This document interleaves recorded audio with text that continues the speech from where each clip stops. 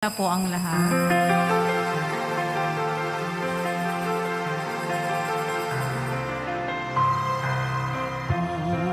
Puri sa kaitaasan, siya'y papurihan, Diyos ng lahat. O papuri sa kaitaasan, siya'y papurihan, ngayon at magpakailanman. Umawit ang daigdigan, lahat ng naroon. Umawit ang sangkatauhan, purihin ang Panginoon.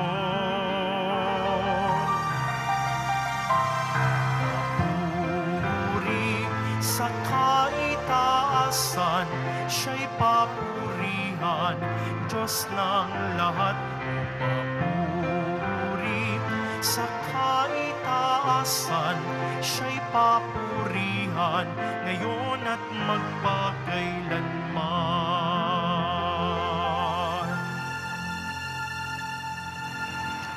Simulan natin ang ating pagdiriwang sa ngalan ng Ama at ng Anak at ng Espiritu Santo. Amen.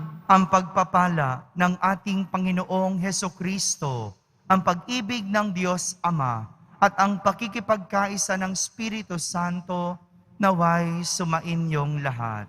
At sumaiyo rin. Minamahal kong mga kapatid, inaanyayahan tayo ni Jesus sa araw na ito na ibigin ninyo ang inyong mga kaaway. Gawan ninyo ng mabuti ang mga napopoot sa inyo.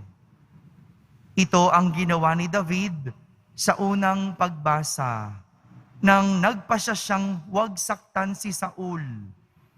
Magagawa rin natin ito kung tutularan natin ang pangalawang Adan na nanggaling sa langit, si Jesus, na siyang tinutukoy ni San Pablo sa ikalawang pagbasa.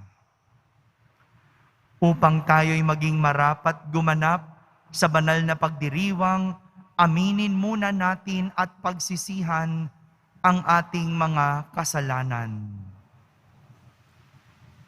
Inaamin ko sa makapangyarihang Diyos At sa inyo mga kapatid, na lubha akong nagkasala sa isip, sa salita at sa gawa, at sa aking pagkukulang.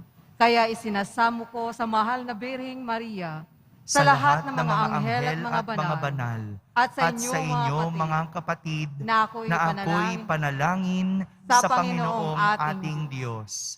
Kawan tayo na makapangyarihang Diyos, patawarin tayo sa ating mga kasalanan at patnubayan tayo sa buhay na walang hanggan.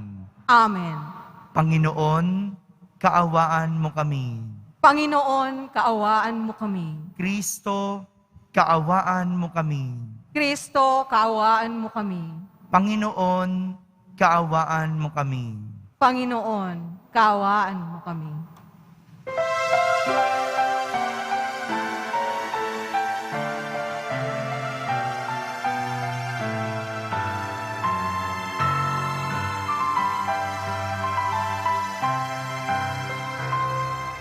Luwalhati sa Diyos sa kaitaasan, kaloob sa lupa ay kapayapaan.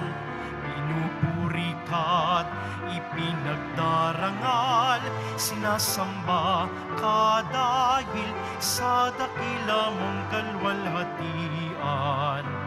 Panginoon naming Diyos, Hari ng langit, Amang makapangyarihan, Panginoong Hesukristo, bugtong na anak ng Diyos, kordero ng Ama, ikaw na nag-aalis ng mga kasalanan ng sanlibutan. Tanggapin mo ang aming kahilingan, ikaw na naluluklok sa kanan ng Ama, maawa ka sa amin. Ikaw lamang ang banal, Panginoong Jesucristo, kasama ng Espiritu, salwalhati ng Ama. Amen. Amen. Amen. Amen.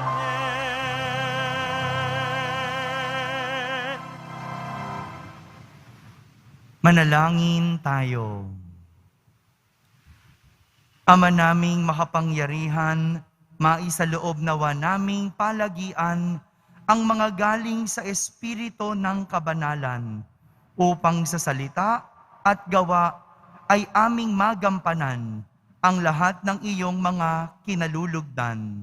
Sa pamamagitan ni Jesucristo, kasama ng Espiritu Santo, magpa sa walang hanggan. Amen. Magsiupo muna ang lahat.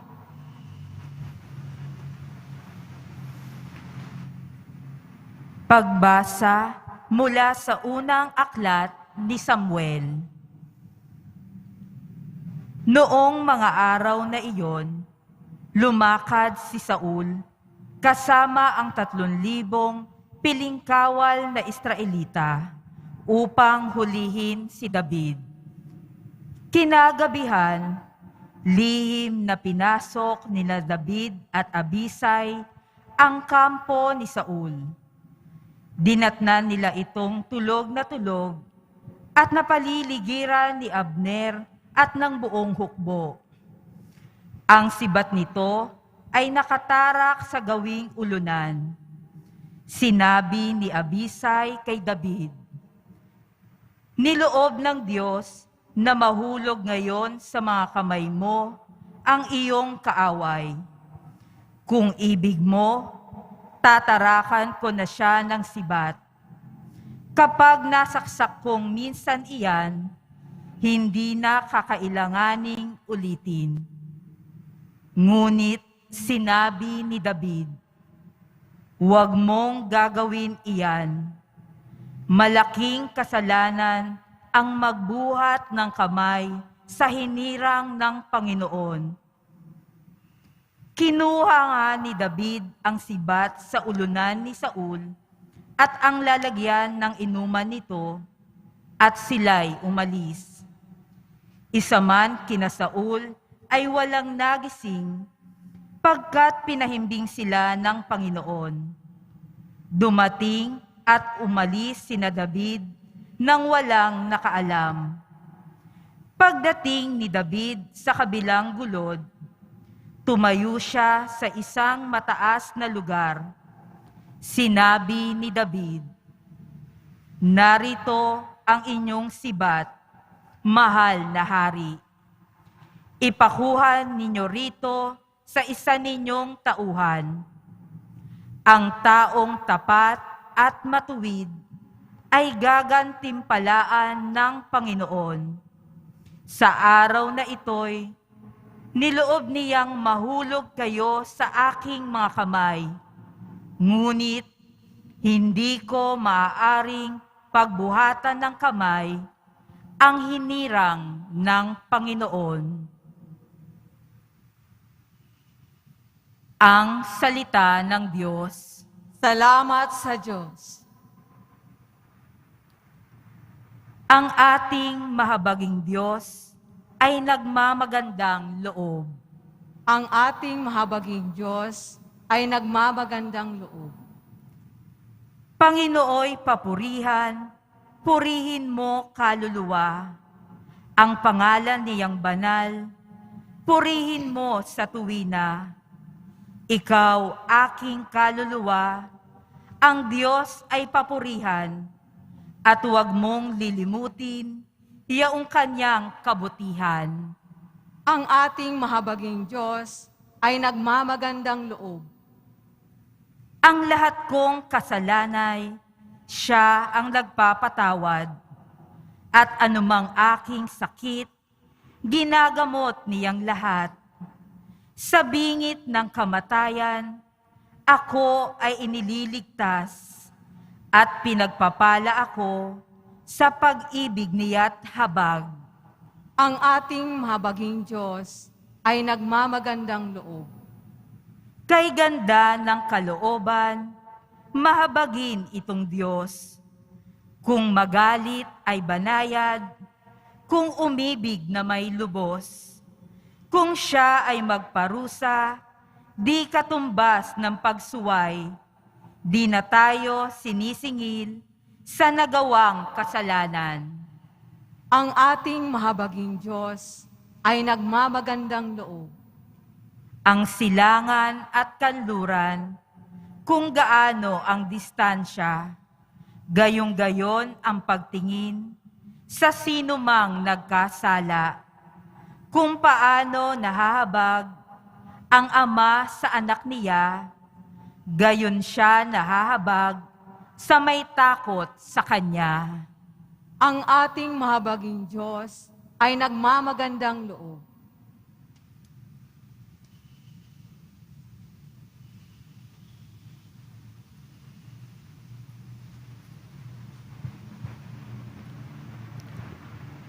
Pagbasa mula sa unang sulat ni Apostol San Pablo sa mga taga-Korinto. Mga kapatid, ganito ang sinasabi sa kasulatan. Ang unang tao, si Adan, ay nilikhang binigyan ng buhay. Ang huling Adan ay espiritong nagbibigay buhay. Ngunit hindi nauna ang panlangit. Ang panlupa muna, bago ang panlangit. Ang unang Adan ay mula sa lupa, sapagkat nilikha sa alabok. Mula sa langit, ang pangalawang Adan. Ang mga katawang panlupa ay tulad ng nagmula sa lupa. Ang mga katawang panlangit ay tulad na nagmula sa langit. Kung paanong tayo'y katulad ng taong nagmula sa lupa, darating ang araw na matutulad din tayo sa nanggaling sa langit. Ang salita ng Diyos. Salamat sa Diyos.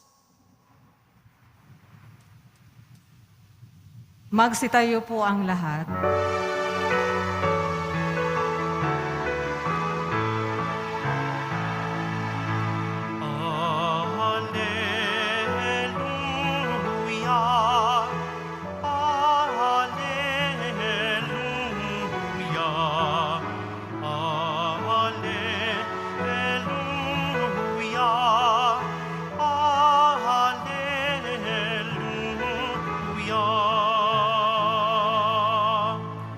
Bagong utos ani Kristo,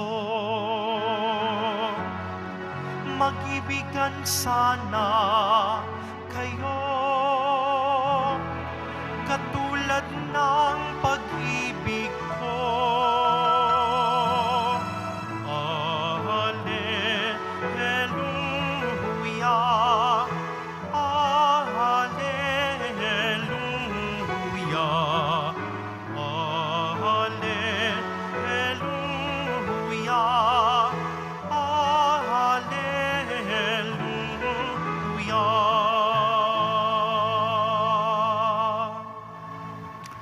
Sumainyo ang Panginoon. At sumaiyo rin. Ang mabuting balita ng Panginoon ayon kay San Lucas. Papuri sa iyo, Panginoon.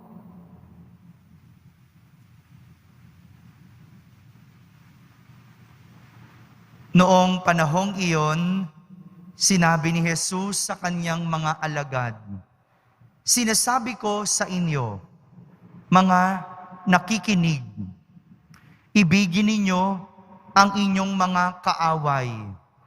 Gawan ninyo ng mabuti ang mga napopoot sa inyo. Pagpalain ninyo ang mga sumusumpa sa inyo. Idalangin ninyo ang mga umaapi sa inyo. Kapag sinampal ka sa isang pisngi, iharap mo rin ang kabila. Kapag inaagaw ang iyong balabal, ibigay mo pati ang iyong baro. Bigyan mo ang bawat nang hihingi sa iyo. At kung may kumuha sa iyong ari-arian, ay huwag mo nang bawiin pa ang mga iyon. Gawin ninyo sa iba ang ibig ninyong gawin nila sa inyo.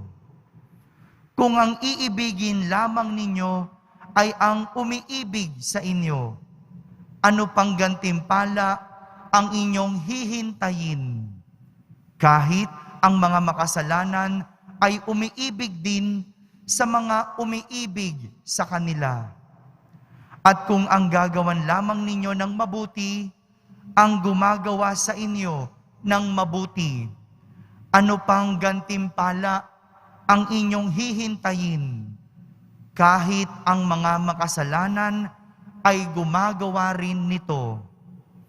Kung ang pahihiramin lamang ninyo ay ang mga taong inaasahan ninyong makababayad sa inyo, ano pang gantimpala ang inyong hihintayin? Kahit ang mga makasalanan ay nagpapahiram din sa mga makasalanan sa pag-asang ang mga ito'y makababayad. Sa halip, ibigin ninyo ang inyong mga kaaway at gawan ninyo sila ng mabuti. Magpahiram kayo na hindi umaasa sa anumang kabayaran. Sa gayon, malaking gantimpala ang tatamuhin ninyo. At kayo'y magiging mga anak ng kataas-taasan, sapagkat siya'y mabuti sa masasama at sa mga hindi marunong tumanaw ng utang na loob. Maging mahabagin kayo gaya ng inyong ama. Huwag kayong humatol at hindi kayo hahatulan ng Diyos. Huwag kayong magparusa at hindi kayo parurusahan ng Diyos. Magpatawad kayo sa inyong kapwa at patatawarin rin kayo ng Diyos. Magbigay kayo at bibigyan kayo ng Diyos. Hustong takal, siksik, liglig, at umaapaw pa ang ibibigay sa inyo. Sapagkat ang takalang ginagamit ninyo sa iba, ay siya ring gagamitin ng Diyos sa inyo. Mga kapatid, ang mabuting balita ng Panginoon. Pinupuri ka namin, Panginoong Hesukristo. Magsiupo muna tayong lahat. Isang magandang umaga po sa inyong lahat. Simulan natin ang ating pagninilay sa isang kwento. At ang kwentong ito ay tungkol sa isang babae. Minsan, kinasal ang isang babae. At pagkatapos ng kanilang kasal, sila ng kanyang asawa ay tumira sa bahay ng kanyang biyanan. Saan po tumira yung mag-asawa? Yan, chinecheck ko lang po kung nakikinig at gising. No? Tumira sa bahay ng kanyang biyanan. At gaya ng karaniwang kwento ng magbiyanan, hindi sila magkasundo. Dahil pakiramdam ng manugang, napaka-istrikto ng biyanan. Lahat na lang ng ginagawa niya, nakabantay ang biyanan. Pakiramdam tuloy ng manugang, parang wala na siyang tamang ginawa. Kasi sita ng sita itong biyanan. Kaya't isang araw, naisip ng biyanan, nagawa ng masama, naisip ng manugang, nagawa ng masama ang biyanan. Yan, nalilito ko. biyanan. At pumunta ang manugang sa isang doktor. Nagtanong ang manugang sa doktor. At ang sabi niya, Dok, meron ka ba diyang gamot na nakakalason? Pero ang gusto kong lason ay yung unti-unting papatayin. Hindi biglaan ang pagkalason. Gusto ko dahan-dahan. Tinanong ng doktor kung anong gagawin niya sa lason. Kinuwento ng manugang ang kanyang relasyon sa kanyang biyanan. At matapos marinig ang kwento, kumuha ang doktor ng isang pulbos na gamot at ibinigay sa manugang. Pero sinabi ng doktor, para walang magsuspecha sa iyo, ganito ang gagawin mo. Bago mo ibudbod ang pulbos sa pagkain ng iyong biyanan, kailangan gumawa ka muna ng kabutihan sa kanya. Gawin mo to 3 beses sa isang araw sa loob ng 1 buwan. Bago mo ibudbod, gagawa ka muna ng kabutihan. Gawin mo ang isang bagay na nais gawin sa iyo ng iyong biyanan. Sinunod ng manugang ang sinabi ng doktor. Araw-araw, bago niya ibudbod ang pulbos sa pagkain ng kanyang biyanan, tinatrato niya ng mabuti. Tinatrato niya ang kanyang biyanan ayon sa gusto niyang itrato sa kanya. Lumipas ang 1 buwan. Naramdaman ng manugang na malapit na siya sa biyanan. Naramdaman niya na sila ay nagkasundo na. Kaya naman, dali-dali itong pumunta sa doktor.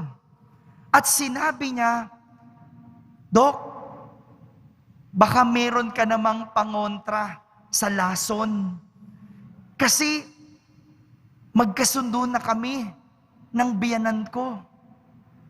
Malapit na ako sa biyanan ko. 1 buwan ko na siyang nilalason. Baka naman meron kang pangontra.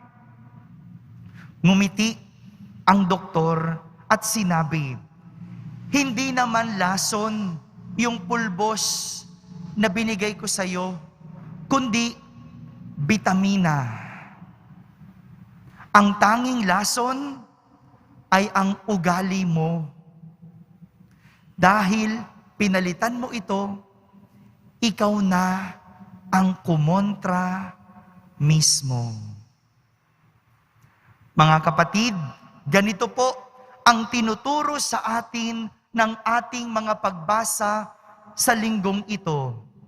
Muli nating narinig ang kwento ni Saul at David sa ating unang pagbasa. Alam niyo po, itong si Saul, selos na selos kay David, sapagkat bagamat siya ang hari, mas pinupuri ng mga tao itong si David, sapagkat mas marami ang tinalo ni David kumpara kay Haring Saul. Kay Haring Saul, daan-daan lang ang kanyang tinalo. Samantalang itong si David, libo-libo. At wala pa dito si Goliath, isang higante at batikang mandirigma.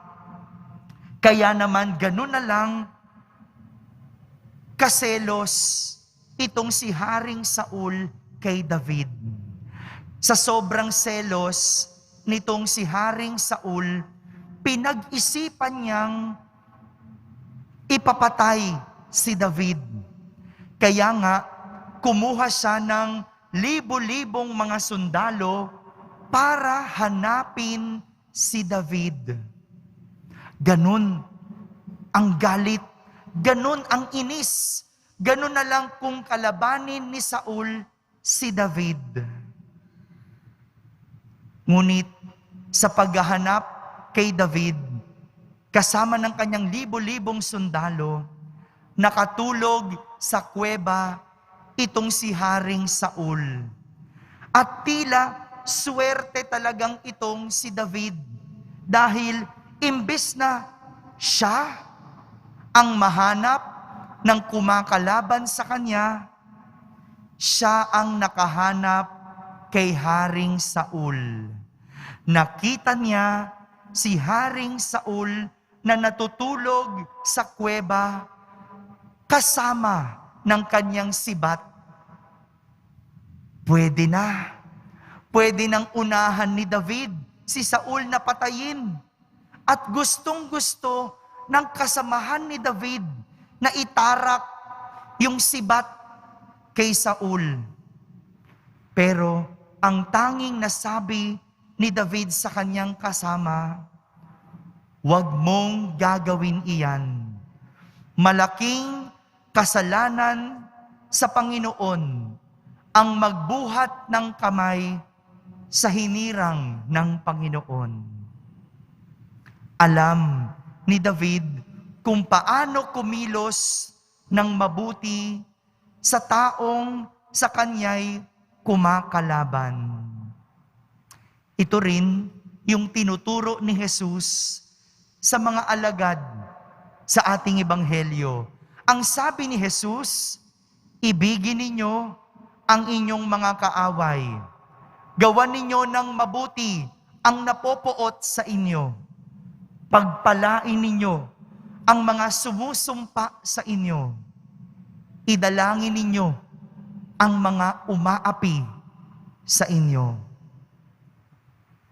Sadya naman, hindi madali ang magpakabait. Mahirap ang gumawa ng mabuti, lalo pat sa taong kagalit at sa iyo'y nagagalit. Realidad naman na mas madaling gumanti kaysa magtimpi. Pero sa tuwing ito ay inyong mararamdaman at sa tuwing ito ay inyong maiisip, tandaan ninyo yung paalalang pahabol ni Jesus. Ang takalang ginagamit ninyo sa iba ay siya ring gagamitin sa inyo. Kaya't bago ka manghusga, tandaan mo, ikaw rin ay huhusgahan. Bago ka makaisip na manlait, tandaan mo, ikaw din ay lalaitin. At bago ka magkimkim ng galit at hindi magpatawad, tandaan, ikaw din ay hindi patatawarin. Dahil ang takalang gagamitin ninyo sa iba, ay siya ring gagamitin sa inyo. Ito po ang kahulugan ng ginintoang aral. Ang sinasabi ni Jesus, na gawin ninyo sa iba, ang ibig ninyong gawin nila sa inyo. Dahil ang taong kokontra at hindi susunod sa ginintoang aral na ito, sigurado may ugaling magdudulot ng lason. Amen? Amen. Magsitayo na po ang lahat. Sabay-sabay nating ipahayag ang ating pananampalataya. Sumasampalataya ako Sa Diyos amang makapangyarihan sa lahat, na may gawa ng langit at lupa. Sumasampalataya ko kay Jesucristo, isang anak ng Diyos, Panginoon nating lahat, Nagkatawang tao siya lalang ng Espiritu Santo. Ipinanganak ni Santa Mariang Birhen. Pinagpakasakit ni Poncio Pilato. Ipinako sa krus, namatay, inilibing. Nanaog sa kinaroroonan ng mga yumao. Nang may ikatlong araw, nabuhay na magmuli. Umakyat sa langit, naluluklok sa kanan ng Diyos amang makapangyarihan sa lahat. Doon magmumulang paririto at uhukom sa nangabubuhay at nangamatay na tao. Sumasampalataya naman ako sa Diyos Espiritu Santo, sa banal na simbahang katolika, sa kasamahan ng mga banal, sa kapatawaran ng mga kasalanan, sa pagkabuhay na muli ng mga namatay na tao, at sa buhay na walang hanggan. Amen. Minamahal kong mga kapatid, dumudulog kami sa iyo ngayon, Ama, upang masalamin namin ang iyong pagkamahabagin. Tayo manalangin at ating sambitin, maawaing Diyos, dinggin mo kami. Maawaing Diyos, dinggin mo kami.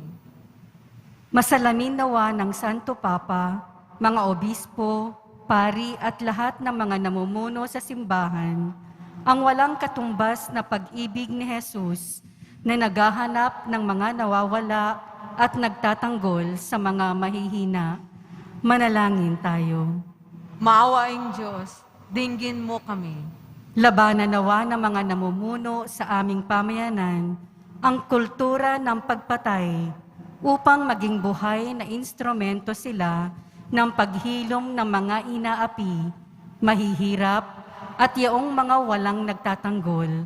Manalangin tayo. Maawaing Diyos, dinggin mo kami. Matutunawa ang bawat isa na makinig sa kapwa upang magkaroon ng pagkakaunawaan at pag-iibigan na siyang mabisang daan tungo sa kabutihang pangkalahatan at kapayapaan. Manalangin tayo. Maawaing Diyos, dinggin mo kami. Sa pamamagitan ng sakramento ng kumpisal, matutunawa ang bawat binyagan na lumapit sa dakilang awa ng Diyos na nagdudulot ng pagpapatawad at paghilom. Manalangin tayo. Maawaing Diyos, dinggin mo kami. Sa katahimikan, ating ilapit sa Diyos ang ating mga pansariling kahilingan.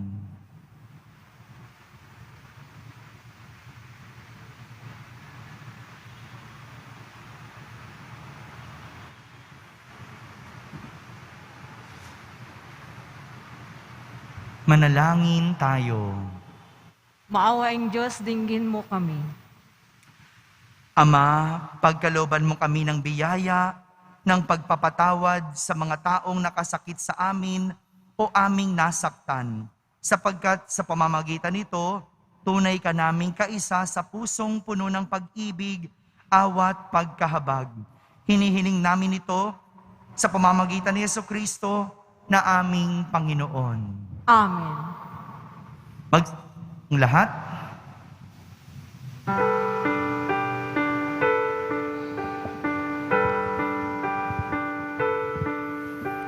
O Diyos, awang di mabilang,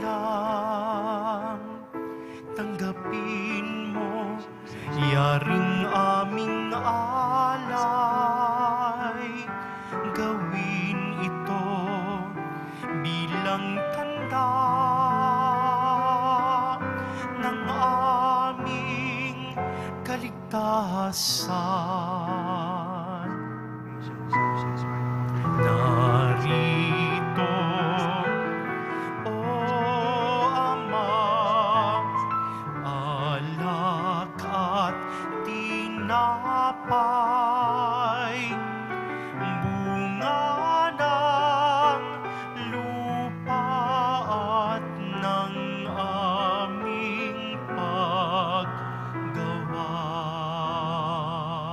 Magsitayo na po ang lahat. Manalangin kayo mga kapatid upang ang paghahain natin ay kalugdan ng Diyos amang makapangyarihan.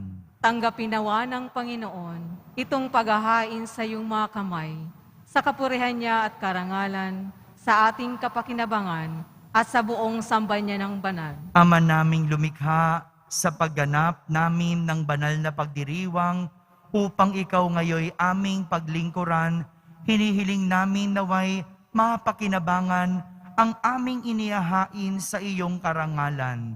Sa pamamagitan ni Jesucristo, kasama ng Espiritu Santo, magpa sa walang hanggan. Amen. Sumainyo ang Panginoon. At sumairi. Itaas sa Diyos ang inyong puso at diwa. Itinaas na namin sa Panginoon. Pasalamatan natin ang Panginoong ating Diyos. Marapat na siya ay pasalamatan. Ama naming makapangyarihan, tunay ngang marapat na ikaw ay aming pasalamatan sa pamamagitan ni Jesucristo na aming Panginoon.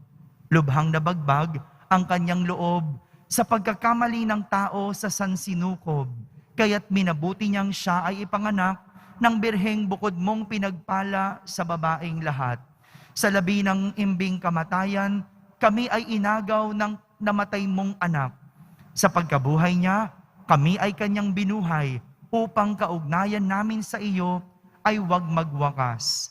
Kaya kaysa ng mga anghel na nagsisiawit ng papuri sa iyo nang walang humpay sa kalangitan, kami nagbubunyi sa iyong kadakilaan.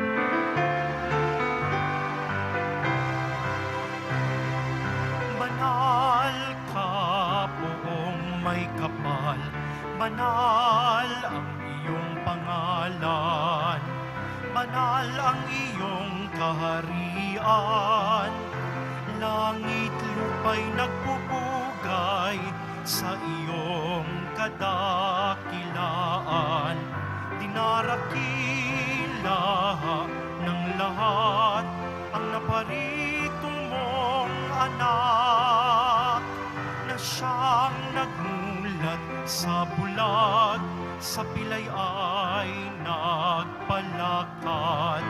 at nakiramay sa lahat. Magsiluhod po ang lahat. Ama naming banal, ikaw ang bukal ng tanang kabanalan. Kaya't sa pamagitan ng iyong Espiritu, ay gawin mong banal ang mga kaloob na ito, upang para sa amin ay maging katawan at dugo ng aming Panginoong Hesukristo. Bago niya, pinagtiis ang kusang loob na maging handog, hinawakan niyang tinapay, pinasalamatan kanya, pinaghati-hati niya iyon, iniyabot sa kanyang mga alagad, at sinabi, tanggapin ninyong lahat ito at kanin. Ito ang aking katawan na inihahandog para sa inyo.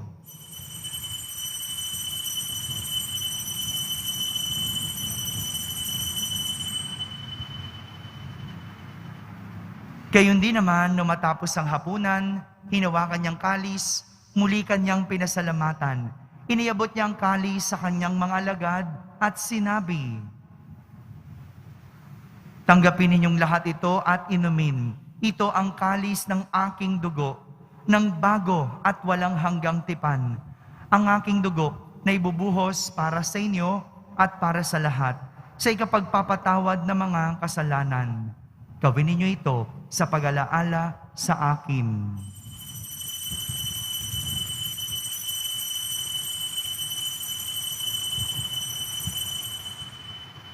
Magsitayo na po ang lahat. Ipagbunyi natin ang misteryo ng pananampalataya. Si Kristo'y namatay, si Kristo'y nabuhay, si Kristo'y babalik sa wakas ng panahon. Ama, ginagawa namin ngayon ang pag-alaala sa pagkamatay at muling pagkabuhay ng iyong anak. Kaya't inaalay namin sa iyo ang tinapay na nagbibigay buhay at ang kalis na nagkakaloob ng kaligtasan. Kami nagpapasalamat dahil kami iyong minarapat na tumayo sa harap mo para maglingkod sa iyo. Isinasamo namin kaming magsasalo-salo sa katawan at dugo ni Kristo ay mabuklod sa pagkakaisa sa pamamagitan ng Espiritu Santo. Ama, lingapin mo ang iyong simbahang laganap sa buong daigdig. Puspusin mo kami sa pag-ibig kaysa ni Francisco na aming Papa, ni Jose na aming Obispo at ng Tanang Kaparian. Alalahanin mo rin ang mga kapatid naming nahimlay nang may pag-asang sila'y muling mabubuhay, gayon din ang lahat ng mga pumanaw. Kaawan mo sila at patuloyin sa iyong kaliwanagan. Kaawan mo at pagindapating kaming lahat na makasalo sa iyong buhay na walang wakas.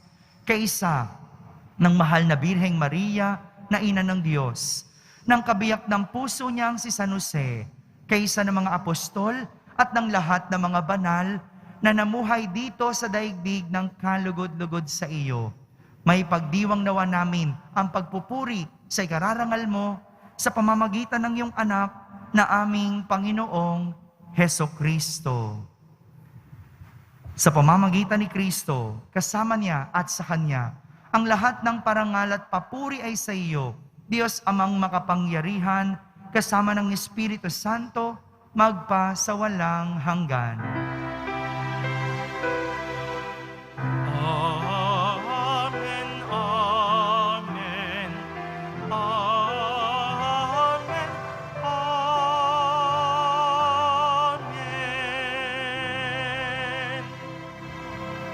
Sa tagubilin ng mga nakahagaling na utos at turo ni Jesus na Panginoon natin at Diyos, ipahayag natin ng lakas loob. Ama namin, sumasalangit ka, Sambahin ang ngalan mo, mapasa amin ang kaharian mo. Sundin ang loob mo, dito sa lupa para lang sa langit. Bigyan mo kami ngayon ng aming kakanin sa araw-araw, at patawarin mo kami sa aming mga sala, para ng pagpapatawad namin sa nagkakasala sa amin. At huwag mo kaming ipahintulot sa tukso, at iadya mo kami sa lahat ng masama. hinihiling namin kami iadya sa lahat ng masama. Pagkalooban ng kapayapaan araw-araw, iligtas sa kasalanan at ilayo sa lahat ng kapahamakan. Samantalang aming pinananabikan ang dakilang araw ng pagpapahayag ng tagapagligtas naming si Hesukristo. Sapagkat iyo ang kaharian, at ang kapangyarihan, at ang kapurihan, magpakailanman. Amen. Panginoong Hesukristo, sinabi mo sa iyong mga apostol, kapayapaan ang iniiwan ko sa inyo. Ang aking kapayapaan ang ibinibigay ko sa inyo. Tunghayan mo ang aming pananampalataya at huwag ang aming pagkakasala. Pagkalooban mo kami ng kapayapaan at pagkakaisa ayon sa iyong kalooban, kasama ng Espiritu Santo, magpa sa walang hanggan. Amen. Ang kapayapaan ng Panginoon ay laging sumainyo. At sumairin. Magbigayin kayo ng kapayapaan sa isa't isa. Kapayapaan po para sa lahat. Kordero ng Diyos na nag-aalis ng mga kasalanan ng sanlibutan, maawa ka sa amin. Kordero ng Diyos na nag-aalis ng mga kasalanan ng sanlibutan, maawa ka sa amin. Kordero ng Diyos na nag-aalis ng mga kasalanan ng sanlibutan, ipagkaloob mo sa amin ang kapayapaan. Magsilunod na po ang lahat.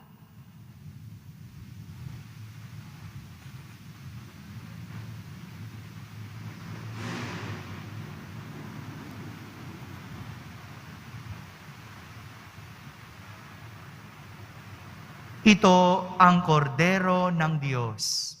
Itong nag-aalis sa mga kasalanan ng sanlibutan. Mapalad ang mga inaaniyahan sa kaniyang piging.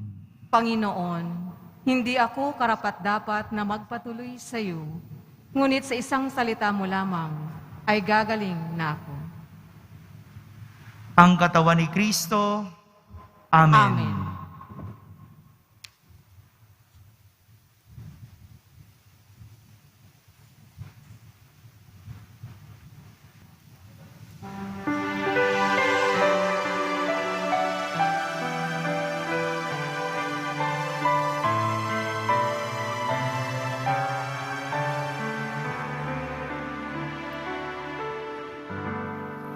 Sa pagmamahal ng Diyos, sino ang makahihigit? Mayroon ka bang nababatid? Bugtong na anak, hindi niya ipinagkait. nanaog sa mundo, nagdusa at dumanas ng libong sakit.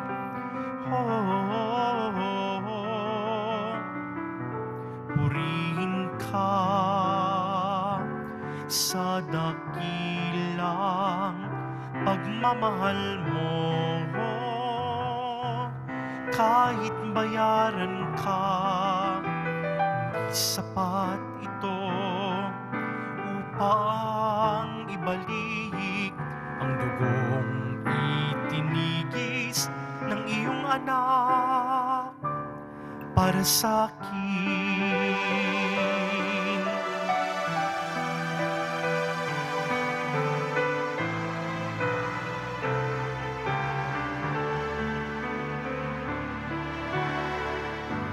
Dakilang Diyos kay buti mo sa isang tulad kong maswayin sa nais mo. Di man pansin, laki ng pagmamahal mo, tinanggap pa rin ako, pinatawad sa mga kasalanan ko.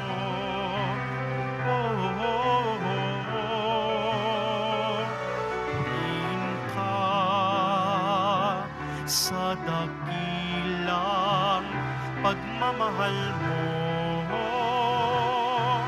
kahit bayaran ka, sapat ito upang ibalik ang dugong itinigis ng iyong anak para sa akin.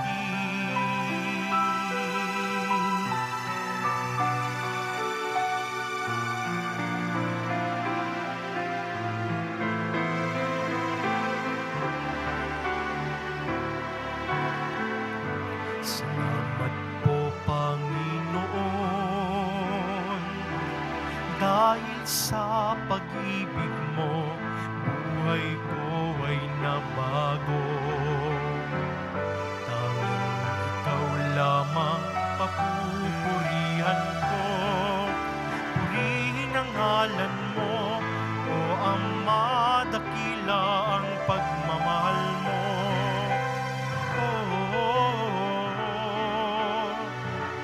Purihin ka sa dakilang pagmamahal mo,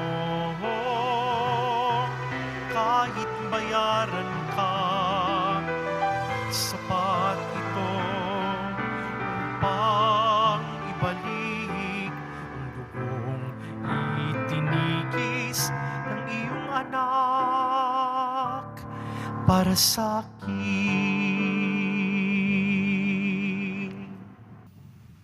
Magsitayo na po ang lahat.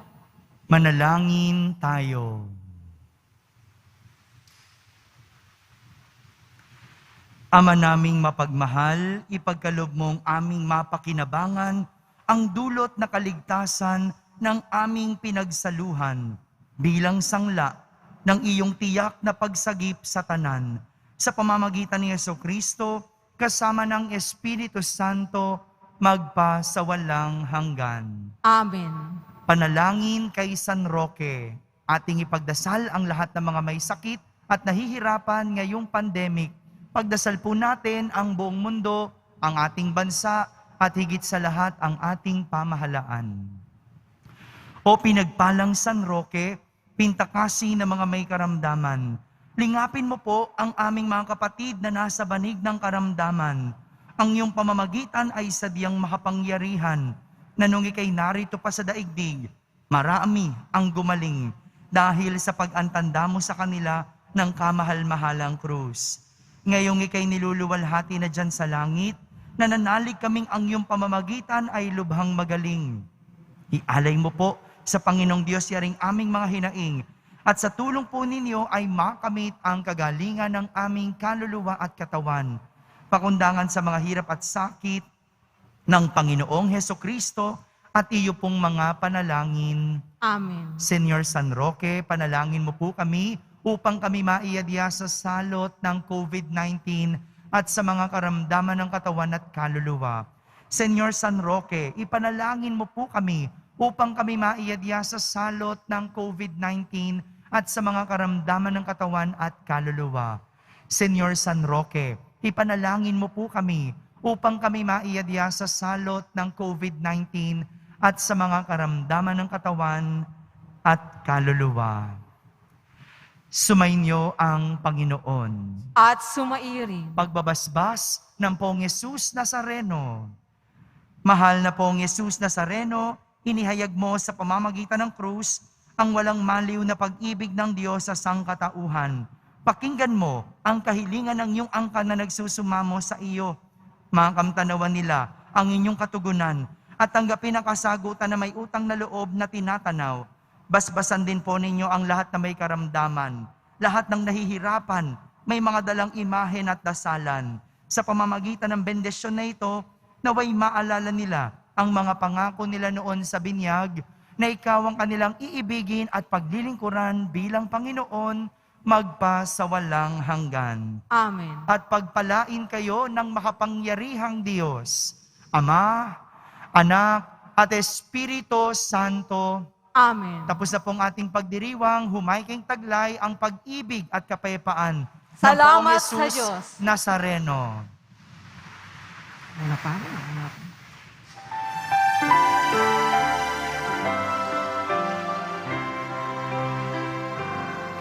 Nuestro Padre Jesus Nazareno, sinasamba ka namin.